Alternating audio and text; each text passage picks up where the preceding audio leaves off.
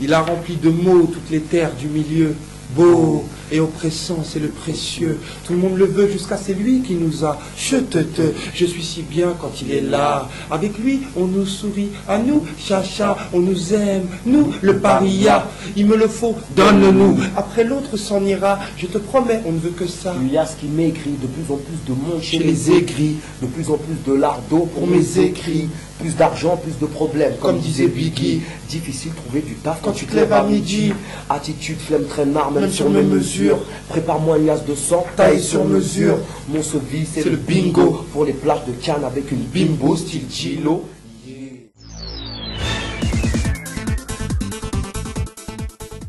On a commencé la musique, on était tout jeune, on devait avoir 16-17 ans. On a découvert les studios. Comme j'expliquais dans une autre interview, on est passé de gens qui écoutaient la musique et qui appréciaient des fans de rap musique de l'autre côté du transistor, il y a une transition qui s'est faite en un ou deux mois. C'était un rêve d'enfant, puisqu'on rappait chacun de notre côté dans nos chambres. On écoutait une radio parisienne qui passait beaucoup de rap français, qui s'appelait Génération 882. On rêvait un peu de passer sur cette radio. On a fait notre premier titre en tant qu'escadrille et il est passé sur cette radio-là. Ensuite, on a fait des maxi. On a eu la chance de faire des premières parties de concerts. On a eu la chance d'aller en tournée avec d'autres groupes.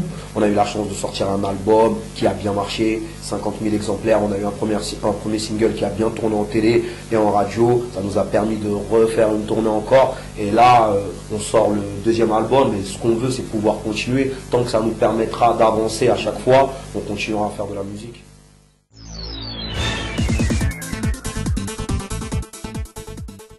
Lorsque on venait, en tout cas en France, c'était lorsque les parents venaient en France, c'était pour échapper à une misère. Pour échapper à une misère qui était au pays où on voyait que les enfants, pour faire évoluer ces enfants, il fallait leur faire des études en Europe. Alors quand on restait au pays et qu'on disait ça, c'est qu'on avait beaucoup d'argent, donc quand on n'en avait pas, il fallait qu'on immigre directement pour espérer travailler sur le sol européen et français en l'occurrence, et pouvoir faire des choses. Et puis après, c'est historique aussi. Donc ça découle de bien des choses qui a amené nos parents à se dire, voilà, la France, terre d'asile, et presque légitimement. Donc voilà, ils viennent ici, nous après, à force de vivre ici, etc., on oublie presque ce qu'on vivait là-bas, ou ce que les cousins vivent là-bas, etc., ce que la famille vit là-bas. Nous, on est dans notre quotidien ici, bien qu'ici, il y a des problèmes, hein, ici, il y a aussi énormément de problèmes, etc., mais pour ce qui est du confort de vie, c'est clair que voilà, ici il y a une différence qui est comme ça.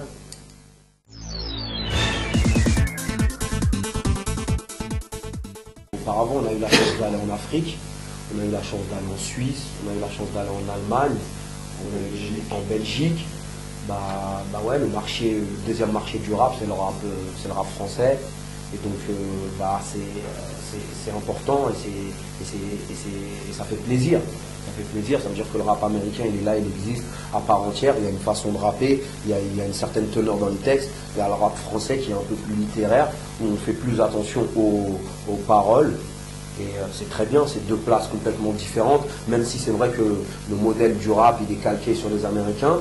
C'est vrai que nous, on essaye déjà, en un premier temps, notre groupe, et en un deuxième temps, le rap français en général, on essaye de se démarquer en faisant des choses assez différentes, tout en écoutant et en faisant attention à ce qui se passe outre-Atlantique.